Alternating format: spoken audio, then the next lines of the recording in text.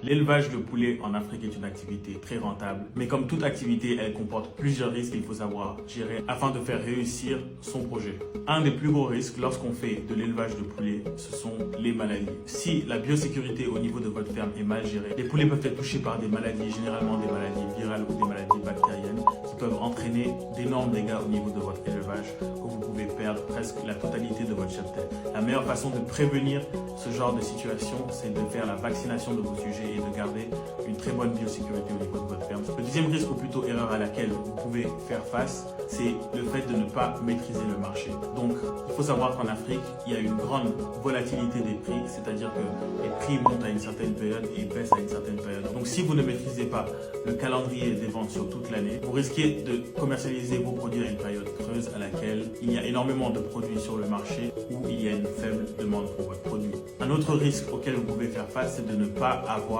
une bonne gestion au niveau de votre ferme. Donc il faut savoir que tous les paramètres doivent être contrôlés lorsque vous faites de l'élevage, que ce soit la quantité d'aliments que vous distribuez au quotidien, et que si vous ne suivez pas ça, vous risquez de faire de très grosses erreurs et cela peut résulter à avoir des coûts opérationnels très élevés.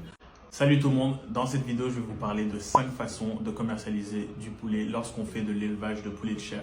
La première façon de commercialiser son poulet, c'est de faire appel à des grossistes ou des semi-grossistes qui eux vont faire le déplacement, venir jusqu'au niveau de votre ferme et une fois que vos poulets sont à maturité, ils vont acheter vos poulets vivants. Quand je dis vivants, c'est-à-dire sur pied, donc ils vont rentrer dans votre poulailler et ils vont ramasser des poulets par rapport à leurs besoins. La deuxième façon de commercialiser le poulet, c'est de vous-même procéder à la transformation de votre poulet, c'est-à-dire à l'abattage du poulet.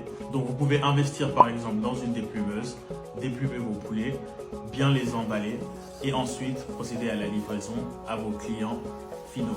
La troisième façon, c'est pour ceux qui ont des élevages un peu plus importants, des quantités plus importantes. Vous pouvez vendre votre poulet au poids. Donc, c'est-à-dire vous pouvez faire appel à des abattoirs qui sont généralement déjà installés sur le marché et ils vont acheter vos poulets au poids. Donc acheter du poulet au poids, c'est-à-dire qu'ils vont payer le poulet par rapport au poids moyen que vous avez au niveau de votre élevage.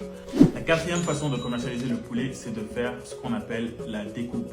Donc la découpe, c'est le fait de sélectionner différents membres du poulet, donc la cuisse, le gésier, les ailes, et ensuite de les mettre par pack de 5 kg, 10 kg et de les commercialiser de cette façon. Cinquième façon de commercialiser du poulet, vous pouvez transformer encore le poulet en saucisse de poulet, du jambon de poulet, donc tout ce qu'on peut appeler de la charcuterie.